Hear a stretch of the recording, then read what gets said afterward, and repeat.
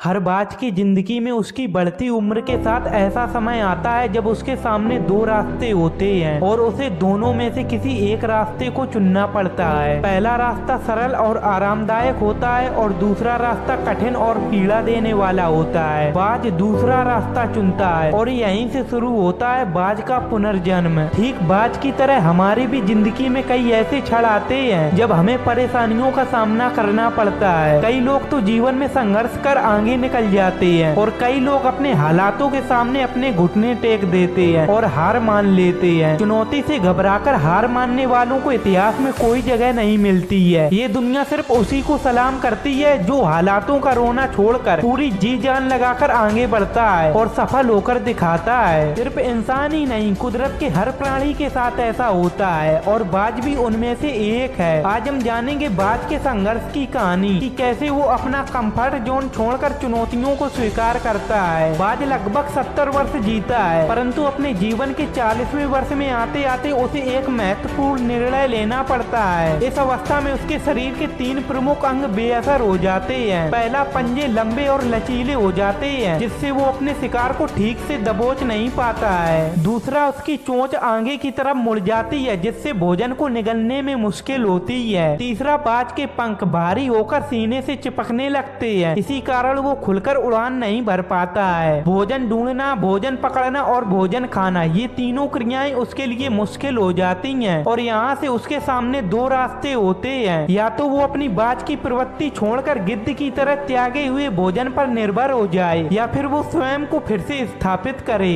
बाज दूसरा रास्ता चुनता है जो अत्यंत पीड़ादायी और लंबा होता है। वह स्वयं को फिर से स्थापित करने के लिए किसी ऊंचे पहाड़ पर जाता है और एकांत में अपना घोंसला बनाता है और यहीं से शुरू होती है बाज की अग्नि परीक्षा। वह अपनी चोंच को चट्टान पर मार मार कर तोड़ देता है। इस प्रक्रिया में बाज को असहनीय दर्द होता है। अब वह इंतजार करता है चोंच के फिर से उगाने का। इसी प्रकार वह अपने पंजों को भी तोड़ देता है और इंतजार करता है नए पंजों के उगने का। नई चोंच और नए पंजों के आने के बाद अपने पंखों को एक एक कर नोच कर निकाल देता है और प्रतीक्षा करता है नए पंखों के उगने का। लगभग 150 दिन की पीड़ा और लंबे इंतजार के बाद उसे मिलती है वही भव्य और ऊंची उड़ान। इस पुनर्स्थापना के बाद वह ऊर्जा, सम्मान और गर्मा के साथ 30 साल तक और जीता है। आपने ये कहावत तो कई बार सुनी होगी कि भगवान भी उसी की मदद करते हैं जो अपनी मदद खुद करता है, और आज आपको इसका उदाहरण भी मिल गया होगा। प्रकृति हमें सिखाने को बैठी है। बाज के पंजे पकड़ के प्रतीक हैं, चोंच सक्रियता की और पंख कल्पना शक्ति के। इच्छा हालातों पर काबू रखने की, सक्रियता स्वयं के अस्तित्व की गर्मा बनाए रखने की और कल्पना जीवन में कुछ नयापन करने की। बाज की तरह हमारे पास भी कई विकल्प होते हैं, कुछ सरल और कुछ पीड़ादायक। कायर और आलसी लोग सरल यानी कंफर्ट जोन चुनते हैं और जिंदगी भर उसी कंफर्ट जोन में पड़े रहते हैं। ठीक इसके विपरीत स्वाभिमानी लोग संघर्ष चुनते हैं और अपने हालातों को हराकर एक नया मुकाम हासिल करते हैं और पूरी दुनिया के लिए एक प्रेरणा बनते हैं। 150 दिन न सही, 30 दिन ही बिताए जाएं स्वयं को स्थापित करने के लिए। जो शरीर और मन से चिपका हुआ है उसे तोड़ने और निचोड़ने में पीड़ा तो होगी ही। ये आपको चुनना है कि आप अपने कंफर्ट जोन में रहकर अपने हालातों का रोना रोओगे या अपने कंफर्ट जोन से निकलकर खुद को संघर्ष की आग में तपाकर एक ऊंचा मुकाम हासिल करेंगे। तय आपको करना है।